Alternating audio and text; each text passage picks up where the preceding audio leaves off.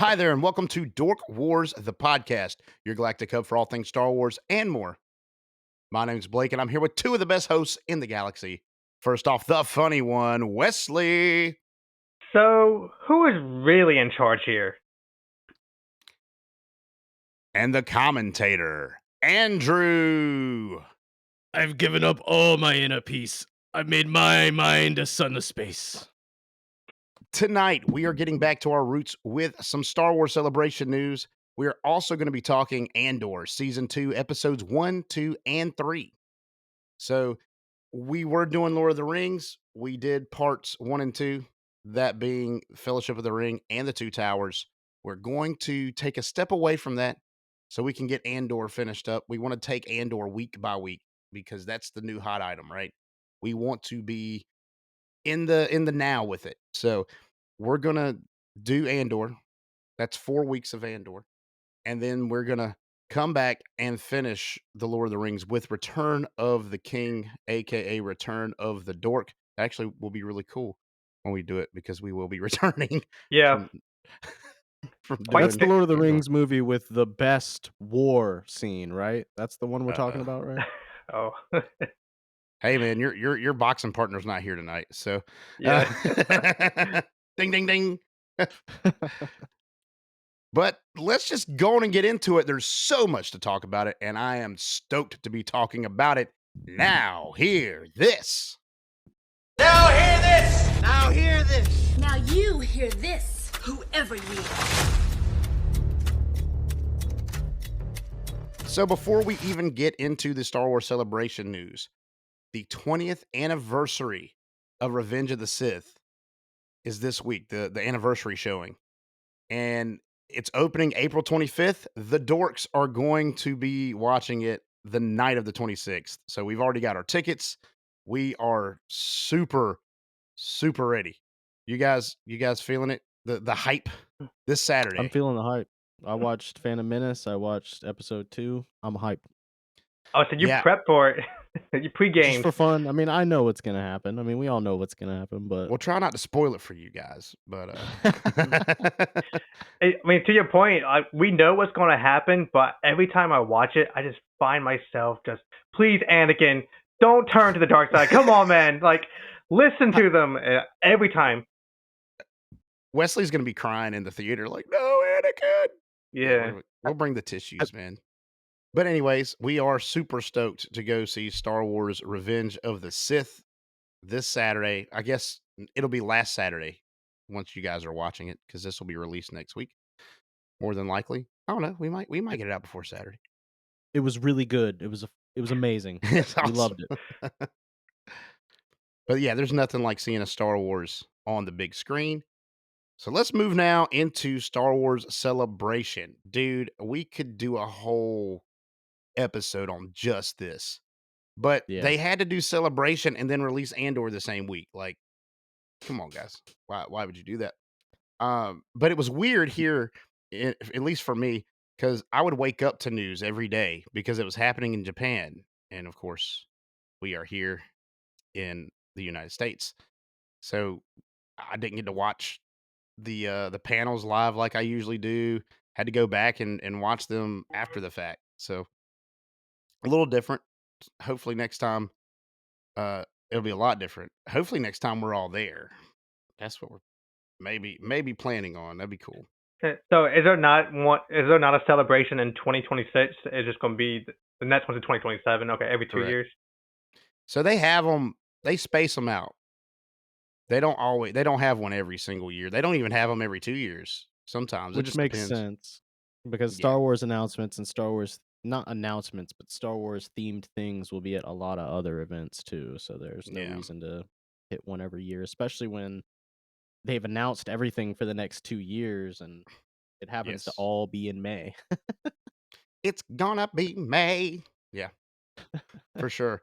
So first off, I do want to start out with the movie news, right? We have Star Wars Starfighter coming out, starring Ryan Gosling, coming out May 27th, 2027, or it might be May 28th. The internet told me May 28th, but if you look at the panel, Sean Levy stated it was May 27th. So I don't know. It might have been May of 27. I don't know.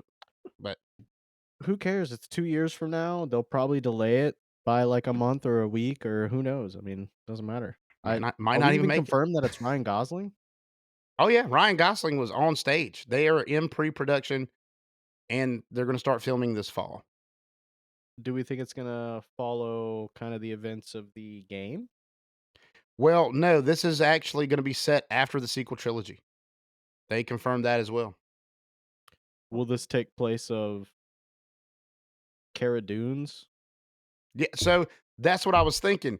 It might take the place of the Rogue Squadron movie that Patty Jenkins was heading up that never got made. Um, Interesting. I don't know if they're going to take that and adapt it for after the sequels, but we'll see. There's no way we're ever going to know because obviously we had next to no information about the Rogue Squadron movie. But I feel like this might be what stands in the place of that. We also have The Mandalorian and Grogu coming out May 22nd, 2026. And I was very surprised to see Sigourney Weaver come out on stage. She is going to be in The Mandalorian and Grogu playing Colonel Bishop, a skilled X-Wing pilot and apparently high well, she's a colonel in the New Republic military. So, of course, you know Sigourney Weaver from Alien, Avatar, not The Last Airbender, the blue Oh, people from Disney. right. Um, she was in gosh, what Galaxy Quest, one of my favorite Bro, movies that she's in. she's in a lot of amazing shit. She's like a huge movie star. I Oh yeah. I don't like it. I don't like it. Not gonna get I don't wanna get deep into it, but I don't like it when they do this kinda stuff because she'll either have a really major role and it could ruin the movie. Not that it would ruin the movie, it's just that because she's a star, they might give her a major role. Or she'll have such a minor role, it'll just seem kind of get Gimmicky. what's the word? Gimmicky. Yep, exactly. Yeah. Yeah. Well, it seems like she's gonna have a pretty pivotal role though.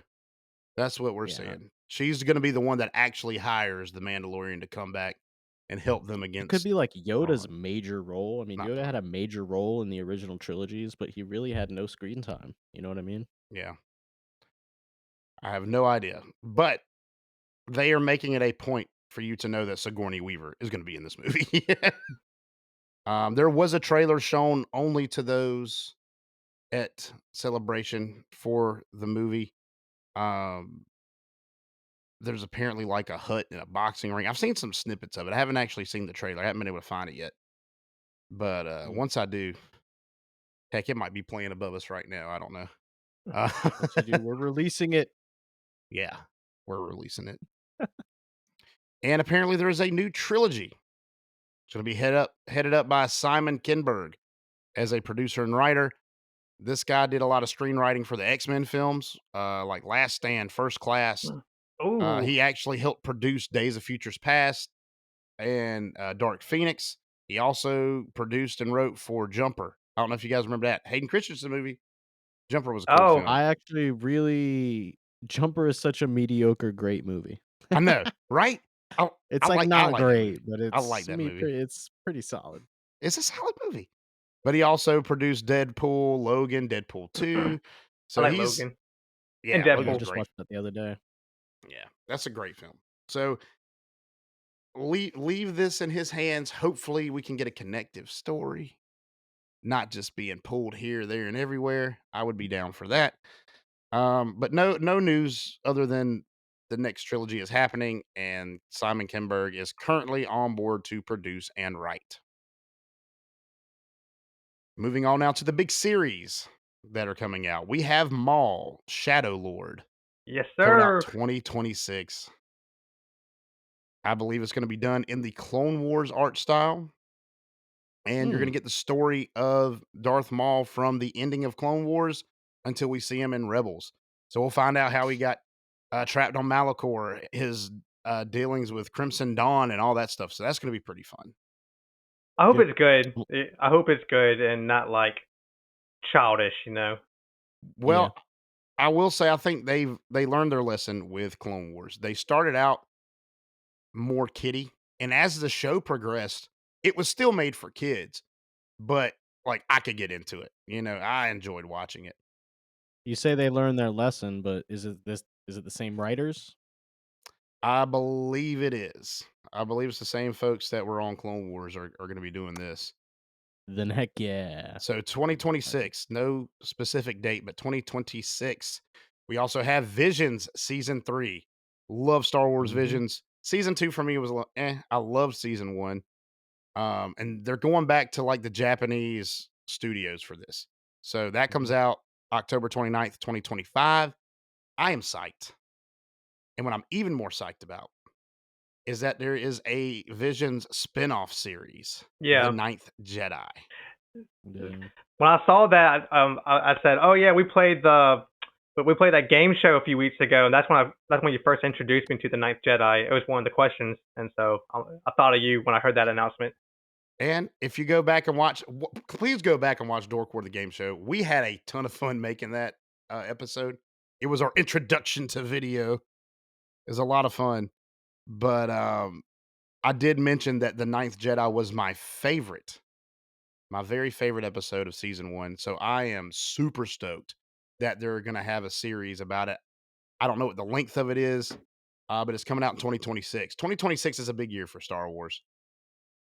Got a lot of stuff coming. And to kind of wrap up the series, man, you can't not talk about Ahsoka season 2. Oh yeah, yep. So I'm looking for it to ramp up. Okay, because I don't know if you guys remember. If you go back and listen, they weren't video. You couldn't see my face when I was saying these things. But I wasn't the biggest fan of Ahsoka season 1, if y'all remember. I like parts of it, but I wasn't the biggest fan of it. If I remember correctly, you claimed that this is not the same Ahsoka that you know, and that this Ahsoka would never act like this or do anything that this Ahsoka is doing. Stuff like that. Those are not quotes, but it was Yeah, the that's sentiment. about. I mean, that's the sentiment. Yeah, there was. Yeah. Yeah, We argued that she's just an adult now and not a she was an adult in teenager. Rebels, bro. She She was didn't a act nothing like teenager in that. Rebels. And I heard that Ewan McGregor he's renewed for his role in Ahsoka. Have y'all heard that?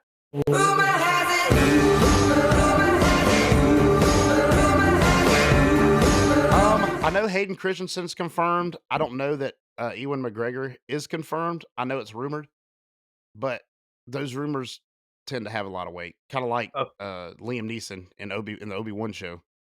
mm-hmm.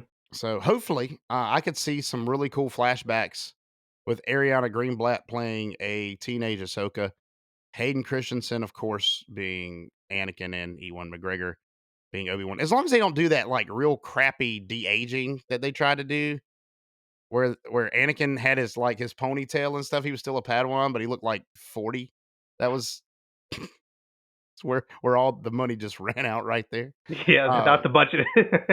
that was the budget. That's it. We ran out of money right before this take. Uh, but the big thing for this season, Thrawn versus Admiral Akbar. Grand Admiral Thrawn versus Admiral Akbar.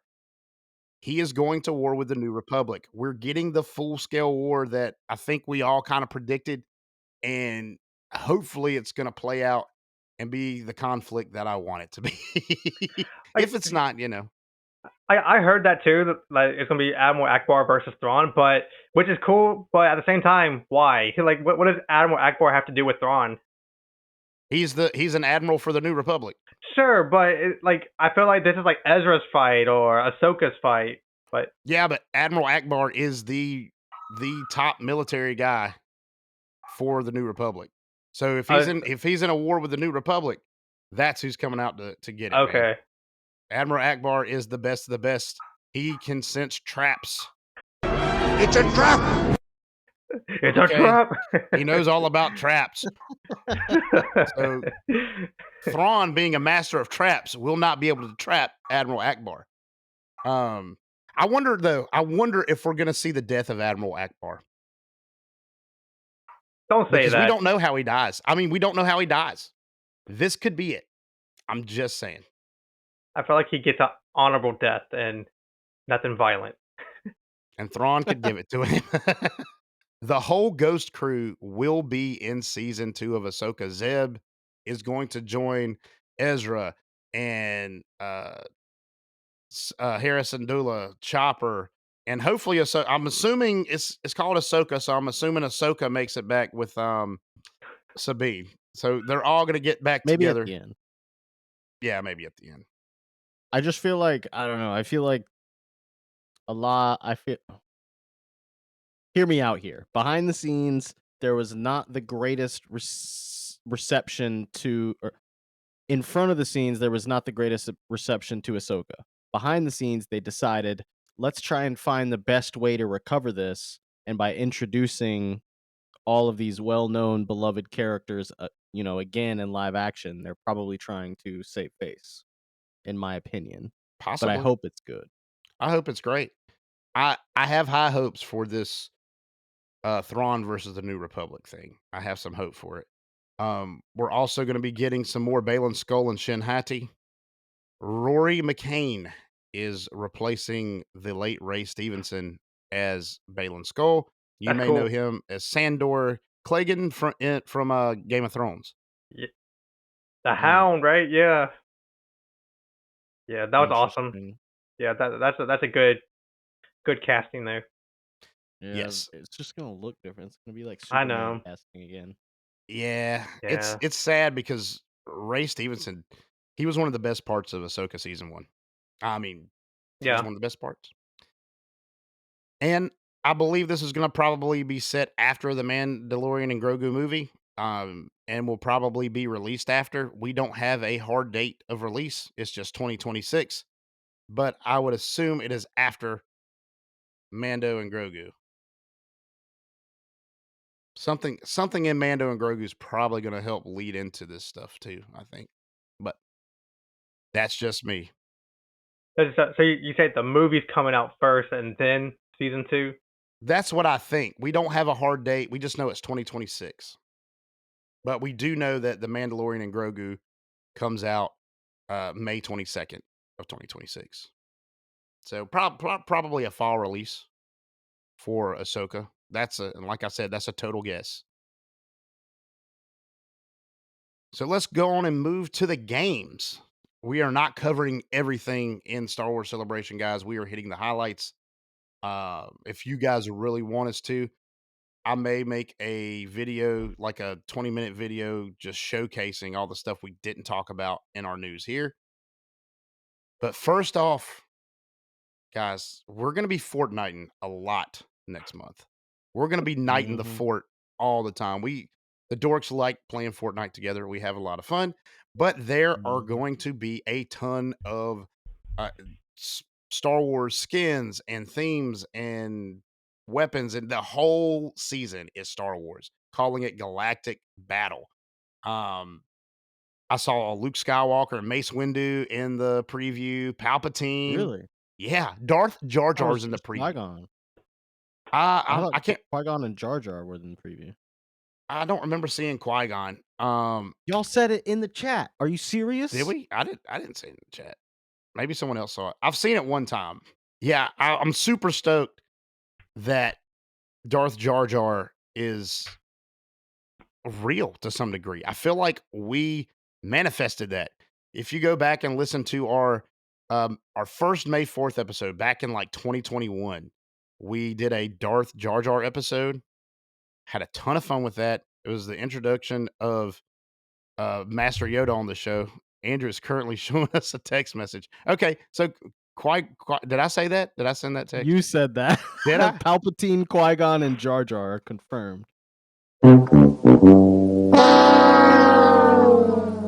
Oh, well, maybe I did. I don't. I think Qui Gon is confirmed. I guess he is. I freaking hope so, because that's the one reason I want to play is Qui-Gon. Yeah, I want that Darth Jar Jar skin. That's gonna be sick. And something's gonna happen with the Death Star. Maybe the Death Star is gonna blow up the map, and we get a new map at the end of it. I don't know. That'd be cool. That'd be awesome. And another game. This is actually a full game coming out. The only full game I think that was announced, video game wise, is Star Wars Zero Company.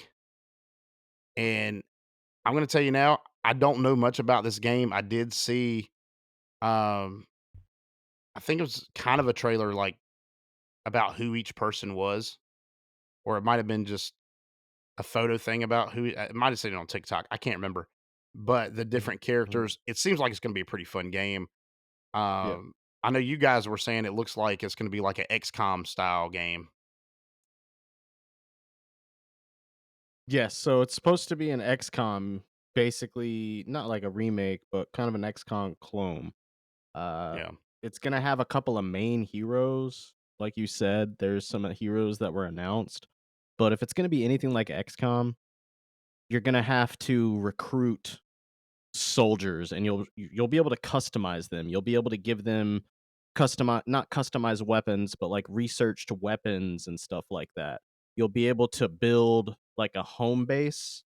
I will say though, the drawback here, if it's gonna be just like XCOM, then there might be like a time limit to how you play.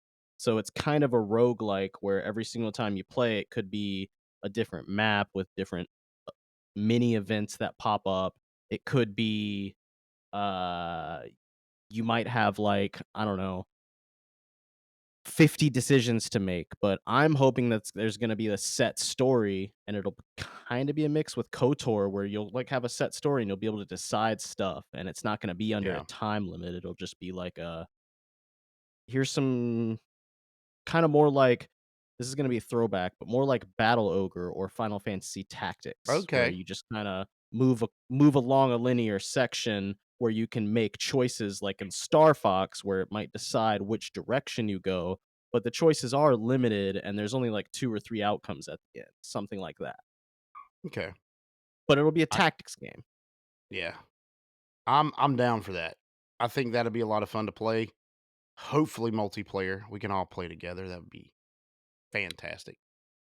Um, I would not bet on it, yeah, probably not. But but maybe. one thing, a couple things that were missing from these announcements that I thought we were going to get. I thought we were going to get a Battlefront 3. Thought we were going to get that. And Mhm.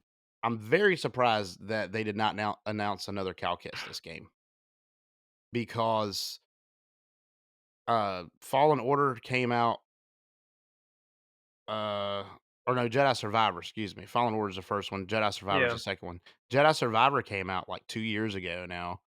Has it been So 2 years now? Dang. I think so. It might have been last year. It might have been Yeah. 2024. Um but this would be the time to announce it so when it comes out in a year and a half or so it's, you know, we've been hyping it up. But no, I know it's supposed to be a trilogy of games. Like there should be a third one, but it was not announced this time. I don't know how the second one ends, so I don't know. You I'm know what I stuck mean? at Darth Vader. That's a hard fight, dude. I It's like fought the close to the end, but you're the end. close-ish. I'm Yeah. on the last battle and I can't beat it. I haven't Oh, tried in a that's while though. ridiculous. Yeah. Yeah, you I don't think you found out that there's a twist that you don't know yet, Andrew. A twist. It's one of those, it's gonna be hard to get back into. I'm gonna have to watch like a recap video Yeah. before I play it again, you know? Yeah, I played it on the hardest setting, and I probably shouldn't have, because I'm at the end, but I just can't beat the last guy. I used to do that and I gave up on that because in my old age, it's so hard to play on those extreme difficulties. Yeah, I and to get have the stuck time to in get that good glitch. enough at the game. Yeah. Yeah. Yeah. And for our last announcement of Celebration, the next celebration will be April 1st to the 4th in Los Angeles. That'll be April 1st to the 4th, 2027 in Los Angeles, California. Um, hopefully the dorks can go, man. We're trying to get some stuff together. Our friend Grant, Our who very own travel agent. our very own travel agent Grant. That's why he's not here on the episode tonight. He's getting the numbers together, right? Like that's why he's not Hey, Yeah. here. Yeah, we it'd be fun if we could all hit up Disneyland and go see Galaxy's Edge together. Oh my god, dude, go to San Diego. that'd be fun. Mm. We'd have a lot of fun, and we plan to have fun. And I'll tell you what else is fun. going to dorkwarspodcast.com, clicking on the merch store. We have a merch store. Have you heard about it? Merchandising. Merchandising? What's that? Merchandising. Come, I'll show you. Open up the store.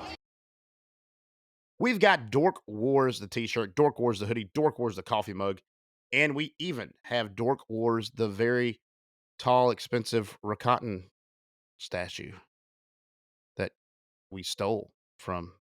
We really didn't do that. We don't have a statue, but we do have all that other stuff and more. We got hats. I'm not wearing one. I was about to point to my hat, but this isn't. Yeah, we've got hats. We got the little beanies with little puff balls on top. They're a lot of fun. Stickers. We've got it all. So go check out the Dork Wars merchandise store at dorkwarspodcast.com. There you can also find everywhere we stream. Apple Music, Deezer, um, iHeart, Pandora. We're on all those. But Spotify and YouTube are the only places where you can see the video and get the full effect of Dork Wars, the podcast, as it is now. We've had a lot of fun doing the video stuff and hope you guys have been enjoying it as well. And we're going to keep at it. So check out the Dork Wars merchandise store and dorkwarspodcast.com. Dork Wars, the podcast, is also part of the Subculture Podcast Network. This show is part of the Subculture Podcast Network. For pop culture and entertainment podcasts, go to bio.link/subculturepodnetwork. Prepare to be entertained. Tonight, we are getting into Andor Season 2, Episodes 1 through 3. Those episodes are 1 year later, Sargrona Tima, and Harvest.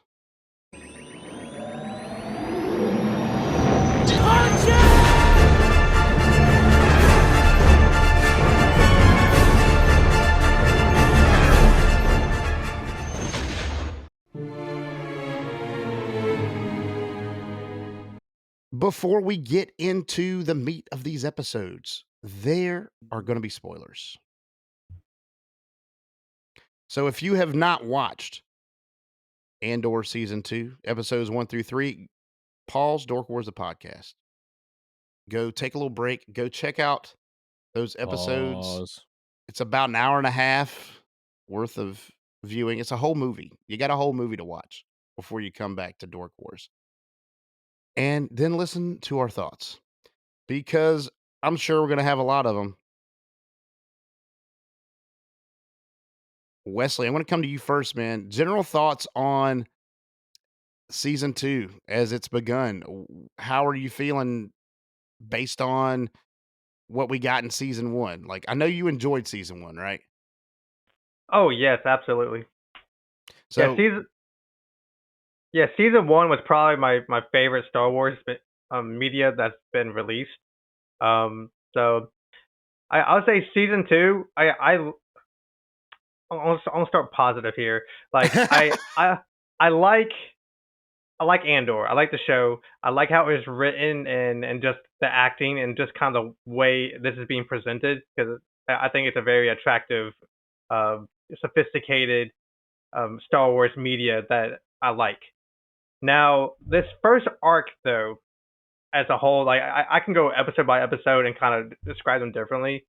I'll say I probably could have prepared a little bit better for this, because I was confused a lot. I was very confused. I forgot a lot of the intimate dynamics between characters, like Mon Mothma and her family dynamics. And I forgot her relationship with Luthen and the status of her and Tay. And you I needed think a review video, right? I needed to review. Yeah, I need to review this, and also just seeing all these characters in a different setting from the first season, it threw me off a little bit. And that's just one example. I can talk about the immigrant squad, if you will, on the wheat planet. Right. I forgot most of who all of them are and how they even got there, and so I think just going into the season, I was just confused a lot about the different situations going on each storyline. And it took me a while to get caught up to speed a little bit. And I guess my last thought on this is I really enjoyed the TIE fighter and just like Andor's reaction to learn how to drive it. It was very like human, down to earth. Like, yo, I've never flown one of these before. How do you do this? How do you make the seat come out? I appreciated that. Where's the Um, parking brake? what's the parking brake on this This thing, thing man? stick. It's stick shift. But overall, though, other than that, I don't know what the point was. I guess. Um, yeah. So that I'll leave it. I'll leave it there for now, and we'll get more into that. All righty. Andrew, what are your general thoughts on Andor season 2, episodes 1 through 3? Well, said it before. I'm gonna say it again, and I'm hoping that I'll keep saying it. This is the best Star Wars media that has been released to this date. I think that all of the issues that people will hear from Wesley's initial statement, which may originally to me it seemed a little negative, but I don't think it really was on this on the outside. I don't think like if you really on the outside it might seem that way, but on the inside I don't think it really was. I think that everything that he thought was negative is actually not negative if you would have watched like some sort of a recap or the first season again. Because everything that has happened makes absolute perfect sense. This Yeah. is a masterpiece in writing. This Hmm. is I it's agree with that. absolutely insane how many callbacks they're doing and how the characters are absolutely consistent and how at first it's jarring because it's like, oh, it just throws you right in, but Yeah. like it does just throw you right in. You're in a movie for almost 2 hours, Yeah. and it might even be more than that, to be honest with you. And to be honest, I'm not going to rate this a 10 at the end of this, but I think this is a masterclass in Star Wars lore and how to tell a Star Wars story. I think that you're in episode 1, episode 2, and episode 3, they're all directed by the same person. They all kind of have the same theme, but they all have completely different feels, and I believe that is Right. absolutely on purpose. Cool. Yeah, that's fair. So my general thoughts, they do just throw you in, and I'm all about it. Because yeah, if you go watch a review video or go watch season 1 over, you'll know all the character motivations. But what I like is there's no like setup. Like you don't well, there is Yeah. setup. It's called season 1, but they throw you in and you're in the action from the get, dude. You, Yeah. there's no getting your feet wet. It's just time to ball. It was shitting from the intro, dude. I loved it. The intro is just bullshit. Like it doesn't matter. Yeah. The first 10 minutes is straight bull. It's Yeah. just two characters having a good time. Yeah. And I'm here for it. I do like that they're releasing these in groups of 3. Like we're getting 4 separate movies. I think that's gonna keep us on track because a lot of what people complained about season 1 was how slow it was, which I thought it was great. I thought it there were times where it kinda dragged here and there. I'll Yeah. agree with that. But on the whole, I think it was great. You know, I think it flowed well. You go back and watch it back to back, those slow parts aren't they're not as noticeable because you're not watching it week to week. Mhm. Having these groups of 3 episodes will allow us to get a chunk of the story, boom.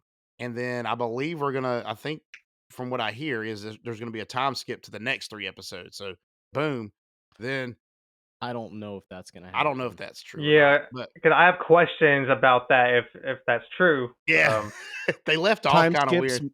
Yeah. time skips might be like a month or a couple of weeks. I don't think it's Yeah. gonna be a year or something like that. Either that or we're going to get like 6 episodes and then there's going to be a big time jump. I don't know. That could be a case too. Yeah. I mean, sorry to interrupt you, but I just want you to bring up. You should probably mention there's when they release the 3 episodes, it's gonna be the same director for all 3 episodes. Yeah. So that is a big Oh, point. yeah, That's that, a big, that's helpful. solid, good point. You know It what I will mean? keep it's gonna keep those episodes consistent, and like Andrew said, the characters are consistent. They're not acting out of pocket, from where they would have in, season 1. just same characters. If you go back, you're at Luthen's shop. Luthen's shop is the exact same. You have the exact same Easter eggs in the exact same places that they were last season. You have the Star Killer armor that's in the background. You have the Queen Amidala headdress that's in there. It's all that was all there in season one, and it's still there now. The attention to detail between seasons is immaculate, incredible. They kept it consistent. And I think that is something that Star Wars isn't always the best at, and they're doing a good job of it here. And these 3 episodes move together. You're getting your 3 separate stories. You've got the Bix storyline, which is Andor's, I guess it's his girlfriend. Um, Yeah. then you've got Andor, and then you've got Mon Mothma's storyline. Mhm. And they move, they don't they don't connect right now, but I mean, they all you connect. It's what you're getting now is the personal lives of what right, has already connected from season 1. right. But they're not all those stories aren't converging yet. They will, of course. But Hmm. they told 3 separate stories and it flowed. There was no Yeah. it wasn't jarring to move from Andor's sequence of events to Mon Mothma's or Mon Mothma's to the immigrant camp with Bix and all them. Um, They so told 3 separate stories over 3 episodes without spreading it out over 3 episodes. It was right, literally a little bit of each story in each episode. and it's beautiful. So guys, I want to talk about the TIE. Did it have a name or was it just a prototype ship? That TIE A fighter. TIE inter Is it not a TIE interceptor? It's it's a prototype TIE interceptor, but the controls are different. The controls Are are they? yes. It felt it looked like new technology, like some So type of prototype. I have theories, guys. I have theories. This What are your ship theories? this ship is not seen again. It's not in the original trilogy. I think this is a prototype ship that eventually becomes the interceptor. But with the all new, like the controls are different from a regular TIE fighter. All of those ships are about the same. Like the TIE fighter is just an evolution of the Jedi Starfighter from the prequels. The X-wing is just the furtherance of the starships, the battle God not battle the starfighters that the clones use, like the ones that kind of look like X-wing. The X-wings and the same company made all Asterisk these things. wings? Talking Yeah, about the the asterisk asterisk wing. wings? Yeah, just an evolution of that. This with Yeah. all the new controls, and you can see because Andor cannot pilot this thing worth of crap. I think that it didn't get mass produced because the controls are so different. You have to teach the pilots a whole new way to pilot a starship when all other starships are kind of plug and play. If you can drive one, you can drive another. So I think this gets discontinued. I wanna bump in here because I think that this is the absolute weakest plot point of the entire 3 episodes that we've watched. I think that this is a kind of a big plot hole because the only time you see a TIE Advanced, which is, a Darth Vader Darth style, Vader ship, yeah. or a TIE Interceptor, which is a very specific, rare style. You can call this, I think it's called like the TIE, what do they call it? TIE Avenger or something like that? The TIE Avenger is I think that's what this is supposed to be called. Okay. Why would this be where it is randomly? Why would it be a one-off prototype in this place, not heavily guarded? Right. It just doesn't seem that's the only thing in my opinion in the entire series that doesn't seem on brand and only seems like it's there to start the show off with how could we start the show off? Oh, he steals a thing. You know what I mean? Yeah. Yeah, I mean that's kind of where I was, Andrew. Is for this season to start the way it did, there wasn't a whole lot of setup, and I had a lot of curiosity of like, well, how did he get there to begin with? Why is this girl helping him? I guess he's secretly part of the rebellion, and then she's very emotional and upset, and actually there was some really good dialogue there between her and Andor about like, is this worth it? and It's then all right, bro. She'll have her own book by 2028. Don't worry. So I'll be straight up with you. This is one of my top 5 scenes in the entire series, yeah. not because it's good, and also I 100% agree with everything you say. I think that I don't remember in season 1 why he is here, that he was going to steal this thing. I don't think that was That's ever not talked covered. about at the Mm-mm. end. No. I don't Nope. think that this woman is ever covered at the end or ever before, but I think that this is one of the greatest scenes in Star Wars because it's just like the one where the 2 what was it, Mandalorian season 1 or season 2, where it's the 2 stormtroopers that are just Yeah.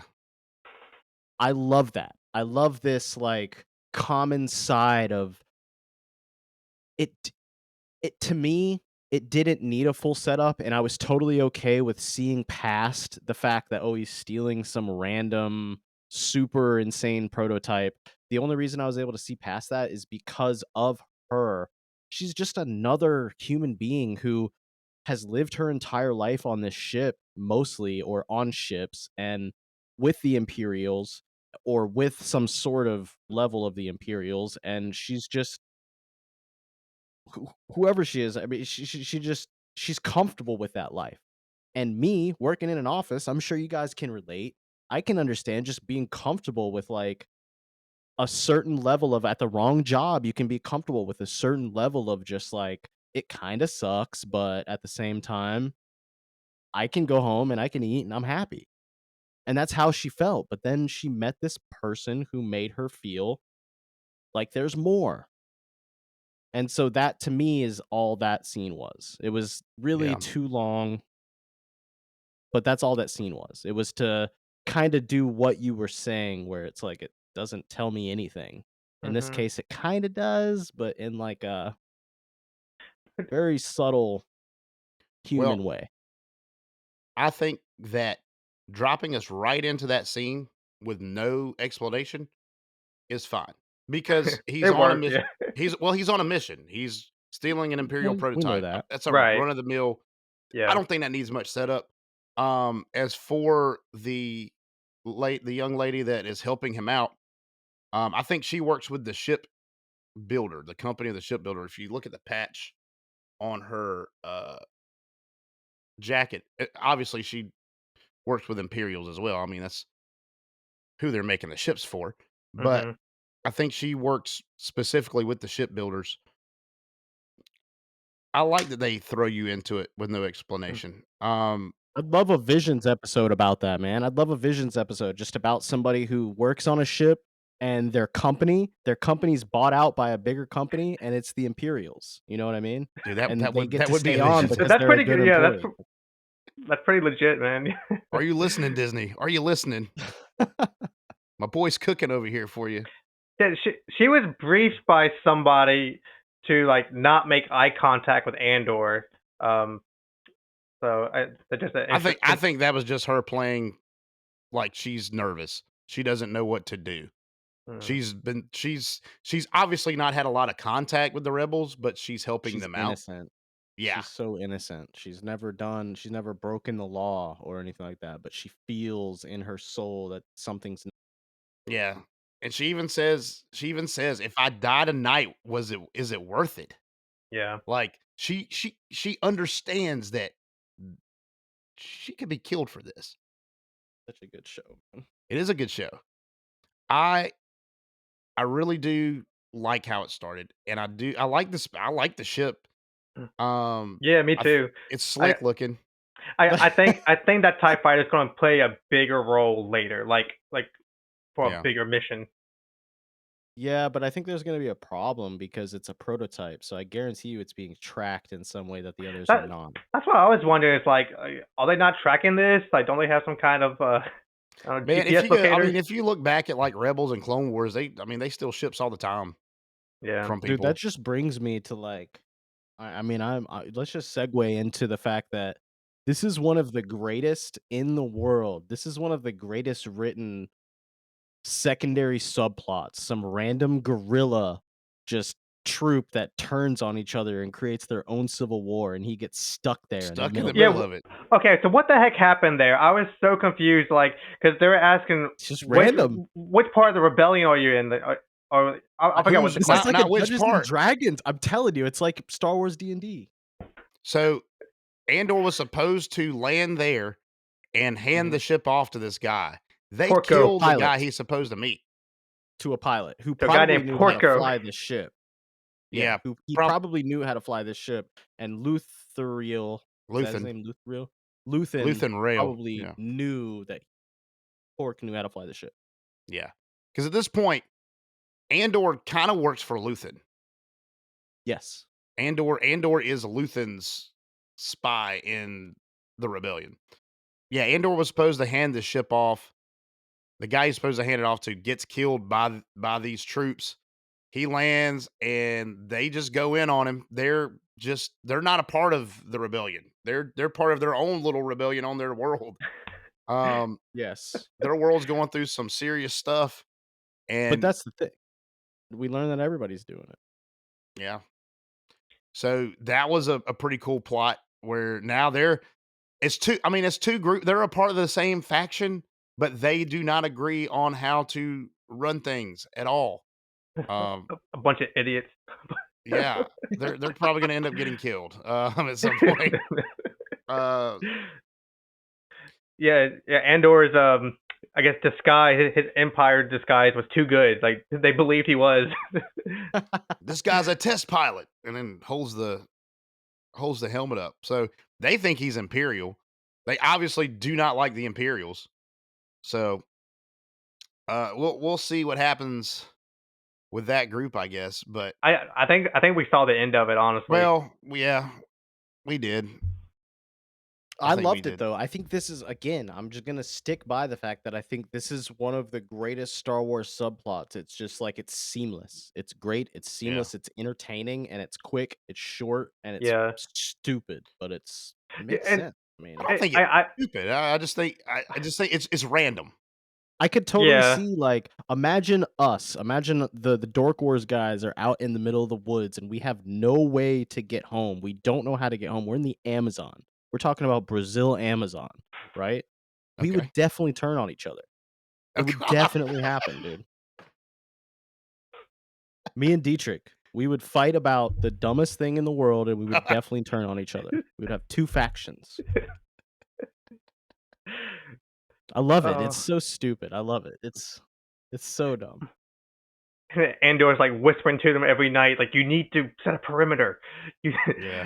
That's they're- another thing. They yeah. set up such a great. They set Andor up to be such a really smart guy through the entire thing. He Mhm. finesses his way through the entire thing. Yeah, the It's whole so great. situation. How so? How did he know there was a gun in that compartment? Yeah. Okay.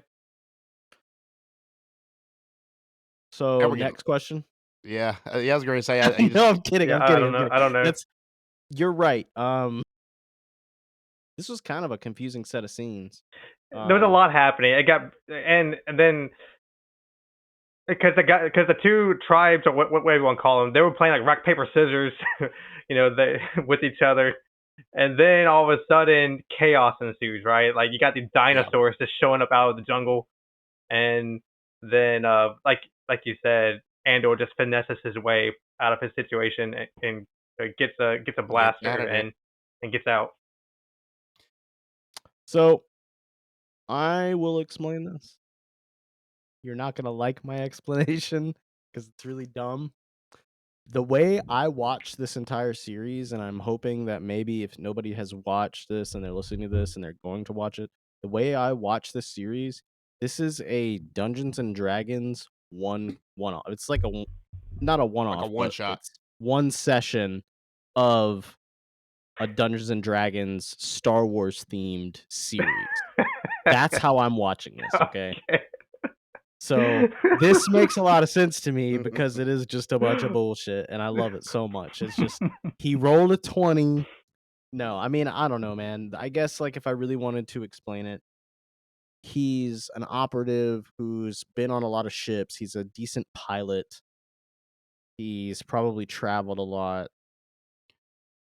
How you knew there was a gun there? I mean, I don't. You're right. Educated It's guess? dumb. You're I don't know. actually right. Like, I'm gonna dock points for that. You're right. I mean, I don't know, but maybe he saw them put it there. Like I that. don't remember that Yeah, scene, but I don't No, remember could that have either. been. But No, there's no explanation. I mean, yeah, so Tony Gilroy is really playing he's the dungeon master. He's setting all these pieces up. that's a really good fucking point because he could have done something. Like, it was one guy. He could have snuck up behind him, stood up and snuck up behind him and choked him.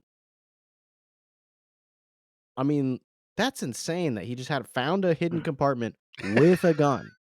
With a gun. I didn't even think about Oh what's god, crazy? we've destroyed the show sucks now. We've destroyed it for Andrew. No, no. It went No, from I'm docking masterpiece points for sure, though, to dude. This is masterpiece of crap so quick.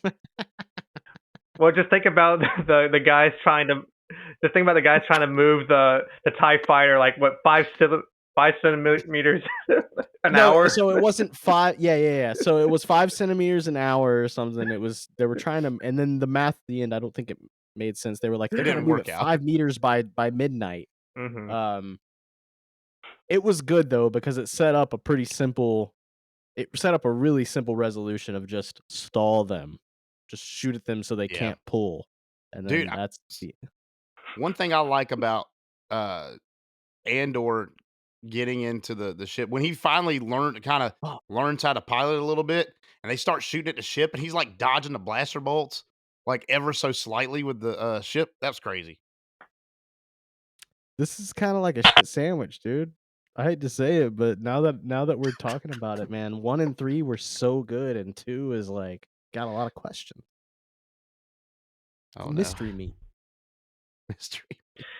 What's crazy is like the show is called Andor, but I think Mhm. this first arc it was probably his arc or his story was probably the least significant what was going on. I think Mon Mothma False. and it, yeah, I mean His story is the only reason that the farm story was happening. The farm story would not have been happening if he had handed it off to the pilot and the pilot had taken the ship to Yeah, whatever he'd be planet they back were at the on. farm. Yeah, before that they ever got scanned because they were supposed to Right. have left a day before they got scanned or Right. that night or So yeah, I something. mean that drives why he wasn't there. But I think his story, other than him just not being there to get the yeah, his story and the farm story go together.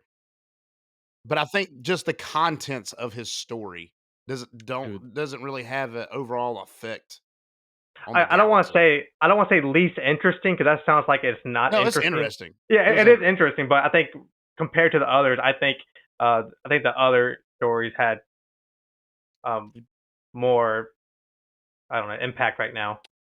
he took a back seat so that they could have Yeah. more of a headline. I Yeah. feel like the farm 100%. story was kind of like a hurry up and wait type deal. There's a lot of waiting around. Things happen, Yeah. but It was the main story, in my opinion, yeah. Well, unfortunately. actually, you know what? I'm going to disagree because I feel like Mon Mothma at the wedding is the main Okay, story. so Mon Mothma at the wedding. Tell me why that's the main story. Why was Mon Mothma being at a wedding in So I believe that her relationship with Davos Golden is what is highlighted here, and I believe it's the most important, has the most bearing on the rebellion as a whole, because he is currently helping fund the rebellion, and he's getting cold feet. The whole reason this wedding is happening is because Mon Mothma set up did an arranged marriage, which they do a lot on Chandrilla. It's traditional. Yeah. It's traditional, but the only reason they set that wedding up, she basically sold her daughter out to fund the rebellion. Like she's pimping her daughter for a rebellion. She Let's did. rephrase that. Let's Uh, rephrase that. She did not wanna pimp her daughter, she tried not to pimp her daughter, and her But daughter sh- decided that she wanted to pimp herself. yes, so last season that's what she did. This season she gets in and tells her, "Hey, you don't have to go through with this." So she does have a change of heart. Says she doesn't want to get drunk at this wedding like her mom did at hers. She proceeds to get drunk at the wedding and has a massive look. The most important scene in this whole show so far is her dancing. just by herself. Is All look, the single this is ladies, all the I'm single sorry. ladies, No, I'm all the single. refuting But this. she, This is not the most important story of the I'm whole just, time. The most important I was story is kidding about that scene, Cassian. but I was kidding No, about I the know the dancing scene. scene. I'm not arguing the scene. The scene is great. I'm talking about her, Mon Mothma, being the main story of the 3 episodes. That is false. Yeah. I just think That's it has the one most third of the bearing. story. 2/3 of the story is Cassian and his girlfriend. Yeah. That's the main I story. and that's fair. I mean, for me, I I did don't. find Maybe I there's not a found main story. Maybe we're just looking at it wrong. There isn't a main story. All the I think story is the main story. I don't know. I think there's a lot of setup. Like I think there's a lot of setup for the next couple arcs that are coming. Well, I mean, Um, you got to. If not, then there's not going to be any more arcs if you don't set them up. I'm interested to see what the daughter is gonna do. She's definitely taking a very confident, kind of already, I guess you could say, motherly role, even though she's not a mom and she's yeah, young. Well, all that we know about Mon Mothma's family is that they are not around when she's leading the rebellion in Rebels or in the original trilogy.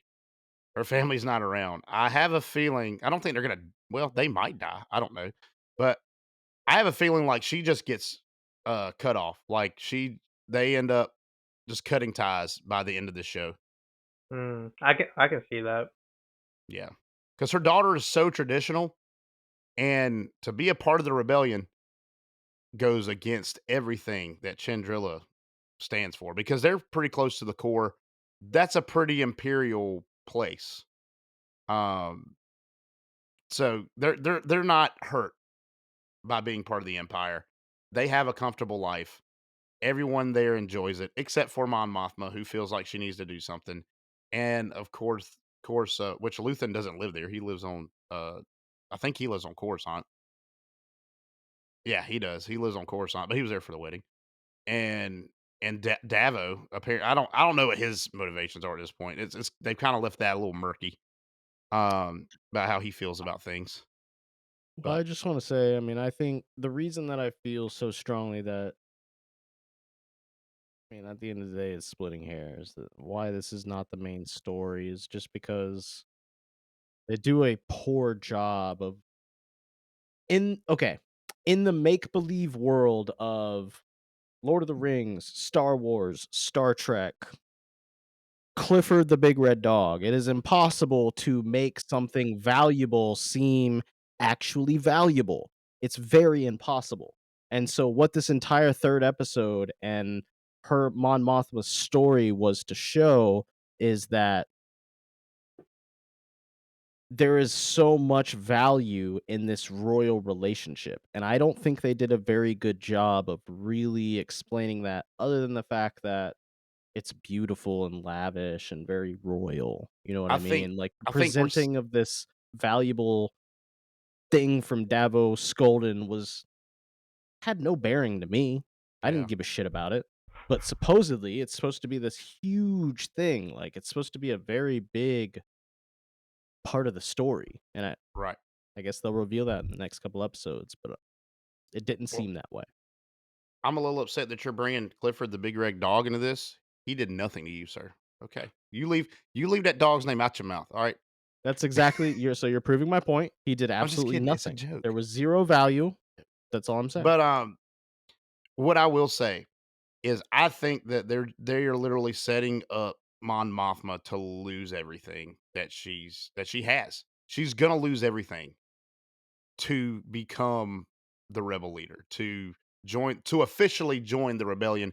And what I really hope we do see in this show is a live action version of the scene from Rebels where they call out to all the rebel cells and actually come together to form That'll the probably be the final scene. actual rebellion. That would be cool. It'd be cool to see in live action. Something that would Um, have helped building value in this third episode for Mon Mothma and her family.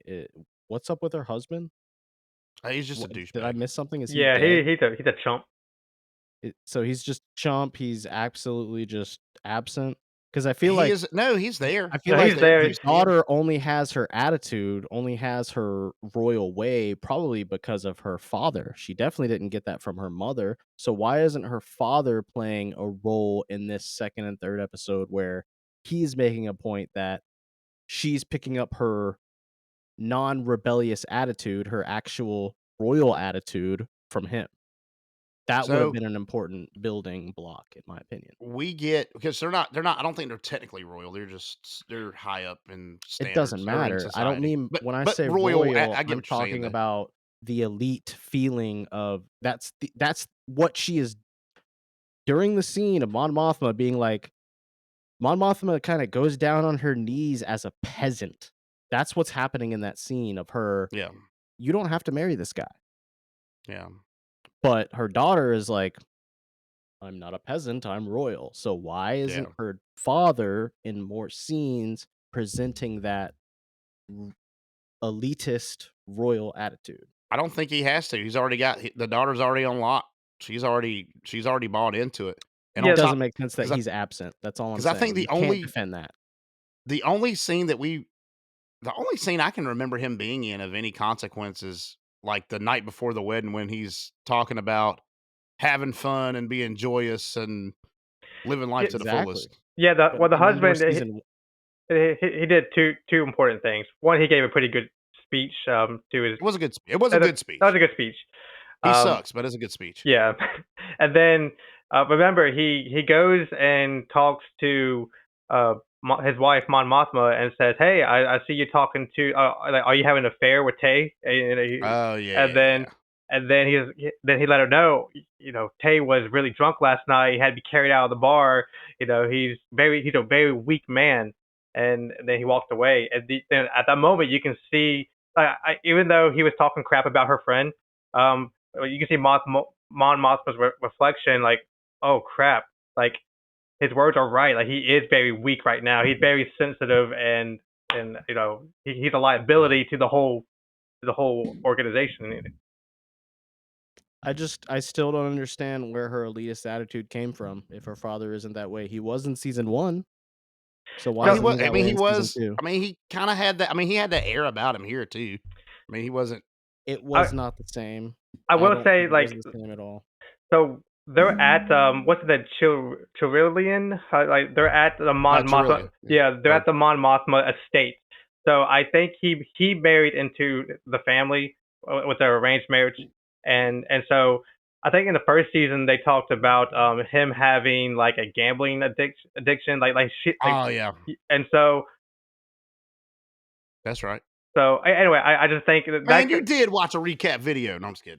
No, I mean, I all that remember makes that. sense. So you're just proving my point. So where did this elitist attitude come from? Why aren't they reinforcing it somewhere through one of these 3 episodes? Why is this attitude, which she did not show in season 1, come out of nowhere? Um, The only time she she showed it in season 1 is she got mad. She got a little mad and left the table, but it wasn't like it wasn't the there same. were several scenes where she was like, This is betrayal. This is your mother coming to you with an emotional, "Hey, I love you. You don't have to do this." And she literally, in an emotional way, stabbed her mother. Yeah, So well, I where does think, this come she's a from? brat. yeah, she's lived this way her entire life. I We think you're saw just hints of trying that to in the first explain it, season. Blake. I want you to give me an actual reason of why she would act like this. Where in the episode can you show me an example of why she would act like this? Where in I any don't. It episode doesn't throughout the need to be entire in the series? episode.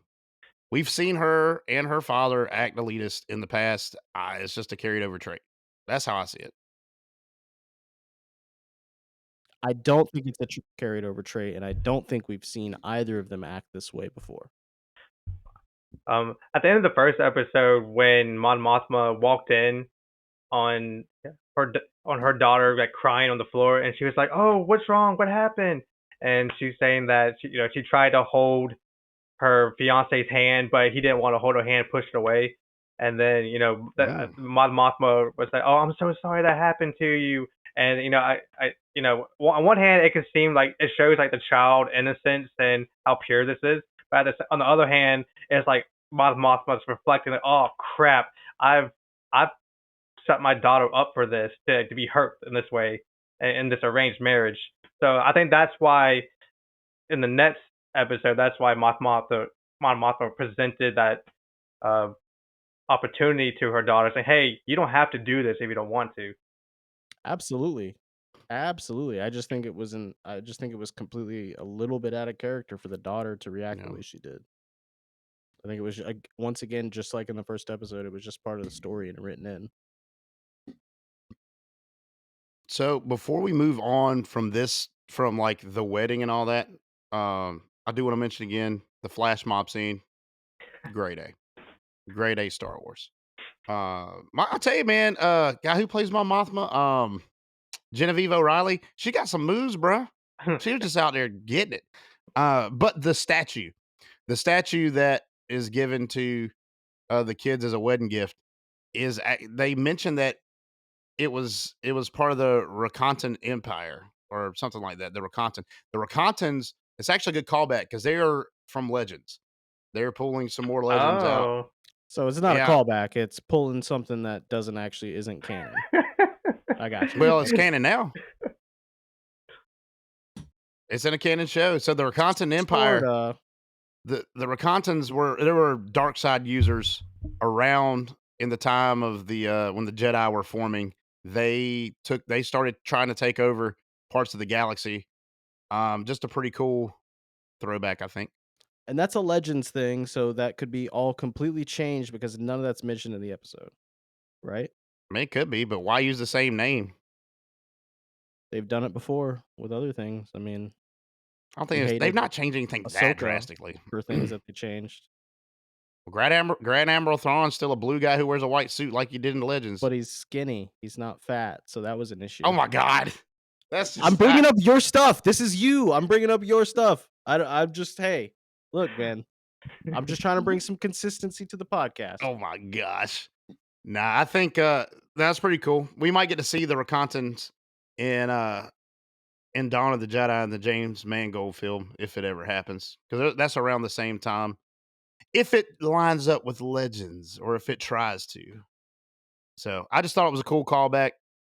I just won't mention cool things in Star Wars anymore on our Star Wars podcast. Hey, that's a cool callback, but all I'm saying, I'm sorry, I won't ever mention once more that just because it's Legends and they mentioned a word from it doesn't mean the rest of it is canon. That's all. Well, you're the one we're talking about it not being non-canon. I was just saying that they mentioned it. It is from Star Wars Legends. It's an Easter egg. I was just making. That's all I was saying. Very cool. I'm so sorry. It's okay. So Bix, let's get to Bix and the farm. Oh yeah. Some sad man. I don't know. I don't know how I feel about the ending there with the Imperial and getting rough. It was getting a little salty. Are you talking Mm. about the scene with Salty? you talking about the rape scene? Yeah, Yeah. I didn't. And Salty is it not wasn't the word I would have described. Salty a, means s- mad. a, s- a, sal- a salty, a salty. Oh, Like Oh, us I thought you said sorry, salty. I didn't think he Yeah, was me salty. too. I was A like, what? salty Who's mad? I don't know. because he didn't like. It's not. They they didn't. There was not actual rape, but same time. I mean, it's yeah. I don't know if I want that in my Star Wars. I don't know. Yeah. I know it's for an Okay. older audience. I'm gonna inject. Get over it. That's This fine. is I mean, Star I'm getting Wars over where it. the worst things in the universe happen. So what that you think that a rape doesn't happen? I'm sure it happens all over the place. I mean, it's whatever. I'm sure. It I didn't mean, actually I'm happen. sure it And does. just in Star Wars fashion, it was prevented and it never happened. It's all good. It was a great story. Great fight, to be honest with you. Oh yeah, she beat the crap out of him. He's a total d bag, man. Did not like that guy. Um, but I don't know. Weirdly written character. I'll admit to that. Weirdly Yeah. written. It's just I don't know. It's just a little out of pocket for what we usually see. I agree. I But was a lot of this episode was. I was surprised at how literal like they wrote that script. I thought they might have done a little bit more implication or like subtleness to it. But no, they're like no, it was Yeah, very direct. I agree with that. Well, I will say what I do like is the realism here because in a lot of Disney, Marvel, even I mean just general like DC, any kind of shows, you see people like just get beat in the face and over the head and stuff, and they just pop right back up like ready to go. hmm Not this dude. I mean, Yeah. she walloped him, and it shows. So I think I do like the realism that they brought to this scuffle. Yeah, not just the scuffle, but the reaction of the guy on the outside. His Yeah, reaction of, like, not knowing if he should, because I could totally I could see myself in his situation, like, not wanting to overstep my bounds because you'll get in trouble, you know what I yeah, mean? But yeah, then, like, at the same time, he might be getting killed in there. It sounds like he's getting killed. What's going on? It sounds weird, and nobody's yeah, replying. But then, like, he starts in a fight with someone else and then gets shot in the back. I thought, yeah, you're yeah. right. Realism was off the charts. It was, and I think that is something that Andor excels at.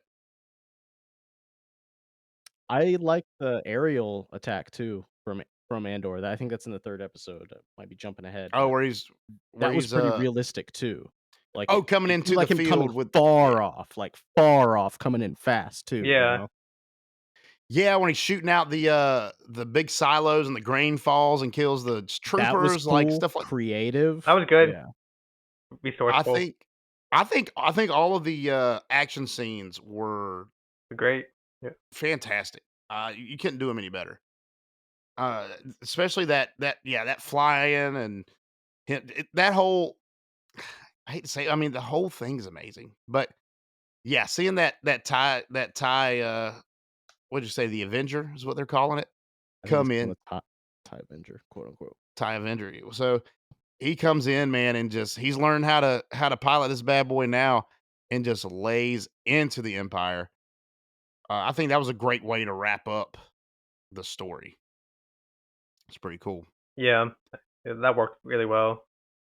So, 2 characters that we left off with in season 1, we pick up back here is Deidre and, Sybil.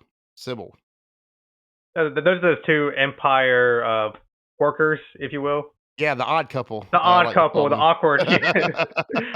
And and, uh, and Sybil's mom, she was there. Yeah.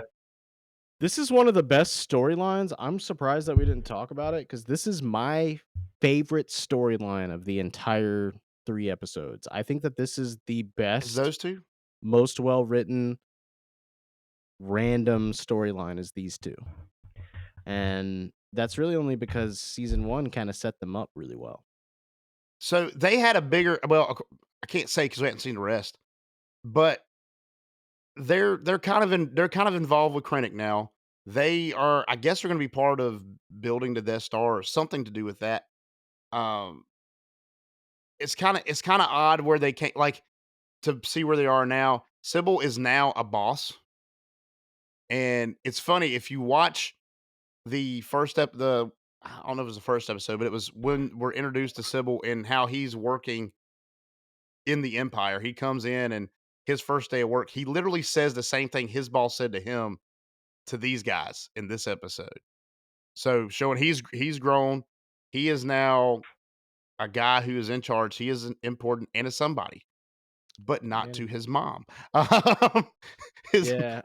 I think that's what I love this whole dynamic, dude. Edie she's such a good character, dude. She's so yes, Southern Baptist, bless your heart. Like I absolutely loved her character about the subtlety of her insults. And then I cannot remember her name, so I feel bad about this monologue, but the way that his wife or girlfriend, future Deidre. wife, Deidre, the way that Deidre just like she's already this person, but in the moment she transforms and turns into like the mother boss. You know what I mean? Which Yeah, is Yeah. perfect for the type of if you look at like Americans, not American Psycho, that's a bad example. I'm trying to think of a movie where there's a guy like Billions. I don't know if you ever watched the show Billions, but it's a guy who every day is succeeding at the highest level, goes Yeah. off in this fantasy of women just dominating him. And that's kind of where this guy's at. You know what I mean? It just feels so like familiar from other things I've Because seen. You his know what I mean? yeah, that's his mommy now. Yeah, it's his new Deidre's mommy. his Yeah. mommy now. Yeah, dude, and that's I kinda feel like all guys are kinda looking for a woman to replace their mom, you know what I'm saying? But not to take care of them, not in that Oh way, man, but, like, we're getting into Freudian stuff now. it's Oh, it's just so crazy the welcome to way Psychology Corner on Dork Wars, the podcast. I just absolutely loved it. I loved it so much. Like, sh her Edie, whoever that actress is, I was trying to look it up. I don't know if It's she's like, is she a sh- throwback from something else? I feel like she was in she was in Harry Potter. She was the squib lady, the neighbor, feel like she was Mrs. in Blazing Saddles. I know she wasn't, but I just feel like that's a role Some that of she would have been in. You know what I mean? she's from the UK. You know, all those actors over Interesting. there are real tight knit. They're like in everything that the BBC produces. I loved it. It was so entertaining to me because it That's the was l British Broadcasting Network. Okay. I love when they do little short things that, like, nobody could nitpick and be like, "Oh, that's just not ac that's just so dumb. That's not Oh, dude, accurate." that's I love like that shit. I've been in tense family dinners before.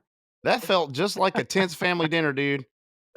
We've all been that uncomfortable at the dinner table at some point around family. Dude. That's all I'm gonna say. It's relatable. And while that scene and I don't know that that's gonna end up being a really, really important scene at all. It might because she mentions that Uncle Harlow's like a gangster or whatever. So something will probably come of it. But I don't have anything bad to say about it. She puts she puts she puts Edie in her place though. She really does. So do we have any gripes? I know we're famous for griping on things. Any gripes other than I know we discussed, Andor finding the gun in the hidden Yeah. compartment and little Those things we've like that. mentioned some gripes. Yeah. Yeah, but those are real nitpicky. Anything just blaringly not good. Give me a I, second. so I guess while we just talked about the couple, what was the name? Sybil and Deidre. Sybil and Deidre. Like, Sybil and Deidre, yeah. yeah. So I forgot they were even like a thing, a couple, and now they're living together. So it was just a Well, it's been lot. a year. It's been a year. A lot's happened in a year. And Well, so they kissed like a couple episodes before the end last season. did they really? Yeah. I don't remember that. Oh man. Okay. So so in the end of the first episode, okay, I got a couple things here. At the end of the first, not the end, but in the first episode, when they had like one scene together, they had just got home to their little place, and they talked about like uh I forgot what the dialogue was, but it was just, hey, well, maybe I should pretend you're not here, or maybe we should pretend and you never ride home, and then she says something like no, we're not canceling again, and then so what was all that about? I Does mean, that they're make just any talking sense? about their day. Okay, They're just talking about their day, I think. I mean, I think it's just establishing that they're a couple that does things together now. okay, Just to kind of show their familiarity with each other, maybe. And mm. this was at the end of episode 1? Yeah. Not the end. He said it's in episode 1. Yes, yeah, sorry, yeah, I missed. I explained that really, really poorly, but it was inside. It was in the first episode. It was like the only scene they had together. I think is when they both arrive at the house together, and then they're just kind of like awkward and like A little bickery. a little bickery. Yeah, I think it's just to build their familiarity. Yeah. That they are familiar with each other. Okay. I don't remember the exact Or scene. gotten comfortable with I should say, I mean, they were already familiar with each other, but have gotten comfortable together. Mhm. But I think Andrew just brought it up. Mon Mothma and uh, Tay, they made some kind of agreement that they're going to visit each other in Coruscant in like 1 week. So that was my concern. Is like, okay, if we're doing a time jump in the next arc, like, are we going to address like what was discussed, what's going to be discussed, and when they meet in Coruscant? And 'cause I think he's looking for money. He needs a number to get his share of his investment in this whole rebellion. I hate to break it to you, but it doesn't matter because he's dead. He's I think he's probably dead. Tay? Yes. You're Yeah. talking about the white-haired dude, right? The old guy that she keeps meeting with The randomly every banker. once in a while? Yeah. Yeah, there's a whole scene where the driver that he gets, the Uber driver that he gets, Right. is The Mhm. Uber part of the the rebellion. space Uber. Yeah, the space Uber, she's part of the rebellion, and it's implied that she's going to kill him.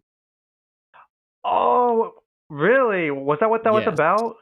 It's not that he's dead. I mean, there's definitely a chance that he's not dead. You know what I mean? So I mean, I don't know that for sure, but she is there to kill him.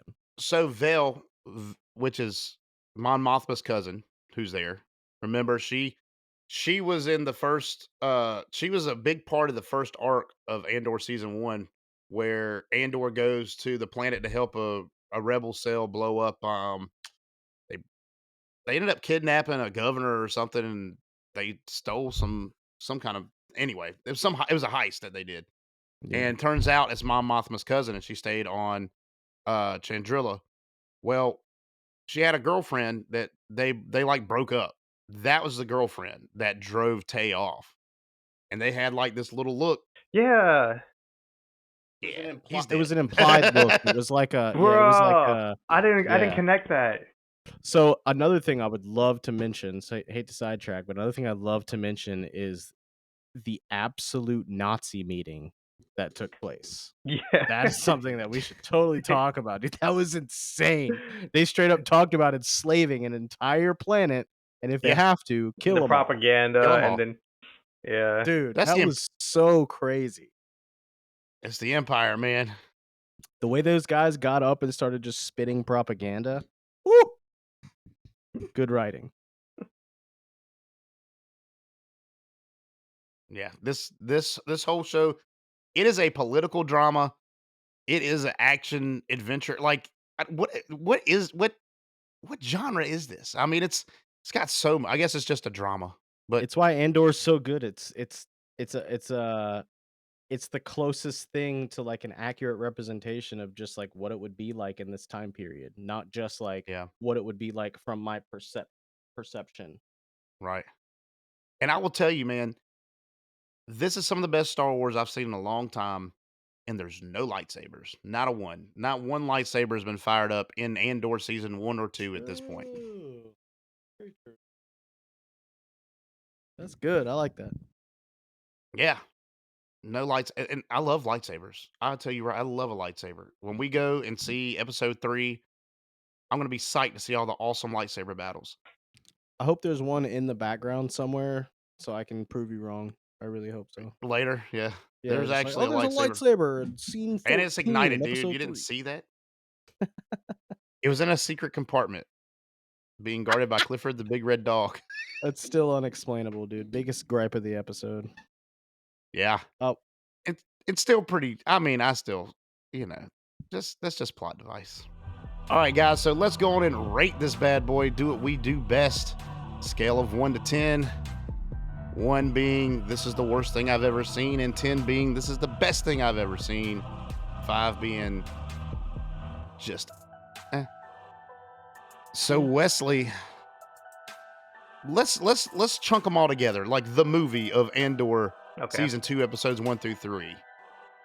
Because I do think they tell one big story. Let's just rate them as a whole. What are you giving this first chunk of episodes? Well, taking into consideration that I came into it unprepared, I should have reviewed more, and but I will hold Disney accountable as well. How many years has it been since season 1? Like 2 years, 3 years? 2 years. That's too long. That's too long in between to. Well, it's been on Disney Plus that whole time, so you could have rewatched. Hey, they should have just released the season. Okay. I digress. Okay, so I'll give this a 7.5. Okay. Solid arc, and I'm enjoying it. I like Andor. Along for the ride, baby. How dare you crap on Andor? No, I'm just kidding. Andrew, what are you giving Andor season 2, episodes 1 through 3? All right, so I'm gonna have to be honest with this one because we're doing the Wesley honest system where 5 is mediocre, 10 is Well, really five fucking is not good. mediocre. 5 is Yeah, just 5 is the absolute average. Yeah, it's mediocre. It's the absolute average. okay. So are we gonna argue about mediocre now, Blake? In the middle of my rating, you're gonna argue with me about No. mediocre and what that means? Come on, man. Just pointing it out. It's not me. It's Blake. It's me. Just being argumentative. No, anyways, for real. I'm gonna rate this as a 9. I think this is I mean, I don't know why that's a when we all said this is like one of the best current Star Wars series. I think that I'm rating this a 9 because as far as visuals go, this is a 10. Visually, nothing about this was bad. The music, we didn't get into the nitty and gritty, but the music was really good. The choices they made, they used some indie songs that I guarantee you most people have never heard before. I'm giving that a 10. I think that there were story plot issues. We pointed out 2 major ones. That's it. There were 0 gripes. Remember, when he asked for gripes, nobody brought up gripes. 0 gripes. Because we brought up the 2 biggest gripes And they were in kind of the show. They were, in my opinion, kind of big. You say they're small. That's surprising because in Ahsoka, those gripes would have been big gripes. But because this is Andor, it's not that big of a gripe. I mean, I get it, Blake. It's okay. I'll defend that in a minute when I get to You my won't rating. defend it. Yeah, it's okay. It's okay. I'm just gonna keep insulting. It's all good. No worries, because you have no platform right now, and I can just keep talking. It's a filibuster, I believe, is what they call it. Anyways, I'm sorry. I digress. I think that the story's probably an 8. I think that there are some plot points, like you said, that are some issues, and I think that there are things that could have definitely been done better, and I think there were things that probably didn't need to be said or didn't need to be shown at all, but were probably there just because they were awesome, i.e. the opening scene, them just flirting or whatever, you know what I mean? I thought that was kind of cool. It was just, but anyways. She said you were cute. Oh, If I did an opening, that would have been mine. So that's why I'm gonna give this a 9, because this was better than Mandalorian season 2 and season 3. I think part of season 2 was pretty good. This was definitely better than Skeleton Crew, which you rated I believe an 8.5 on most episodes, Wesley. And this is definitely better than Skeleton Crew. So that's why I'm gonna give this a 9, because I think this is. I don't know if it's better than season 1. Well, I don't think we'll know that till we get the full picture. I Yeah. think we can leave that till we get the full picture.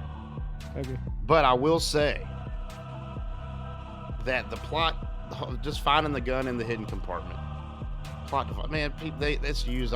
It's overdone, but it happens.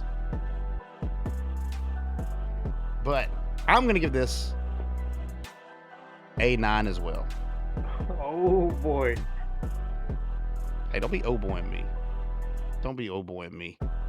I think it's done what it needs to do. We started setting up the rest of the season. We didn't have to spend any time recapping what happened before. They threw us right in. I know that was kind of, Wesley didn't like that it was just a cold, you're in it now. And I can see where you're coming from with that, but I think if you go back to like 80s and 90s, mainly movies, like Back to the Future, no one ever in the movie explains how Doc and Marty meet. No one ever had to. It's one of the best movies of all time, I think, in my opinion. And a lot of people hold that same opinion. No one needed that backstory. No one cared. So I think when we get right into it, I don't care who assigned him the mission to go get the TIE fighter. Um, I, I don't need to know how this lady's an informant. Like that's really not important to the story. So coming right in and just full throttle all the way to the end of the third episode. Loved it. It pulled back in places like the dinner scene, um, the dancing Mon Mothma. It pulled back in all the right places. It's got something for everyone. If you enjoy, I think Brittany would actually watch this. I think she'd be into it. I might have to bring that up. I might have to watch Andor. I think there's something for everybody in this show, and I think the story's well on its way. These first 3 episodes did what they needed to do to get us excited for the rest of the season. So that's why I'm giving it a 9. Thank you guys for listening in to Dork Wars, the podcast. Check us out on dorkwarspodcast.com. There you can find the merch store everywhere that we stream, our Facebook page, our Instagram page, our TikTok page. Get on there and like and subscribe. Like and subscribe to this channel. Have some conversations with us. Send us a chat. Comment on one of our posts. Tag us in something, anything. We love interacting with you. That being said, too, we don't have very many reviews that are recent. So if you are a listener to Dork Wars, the podcast, please leave a review. Let us know what we can do better. I'm not asking for you to give us 5 stars if you don't think we deserve it. So just be honest. We'd love to hear it. Thank you guys, and may the Force be with you. Thank you for supporting Dork Wars, the podcast.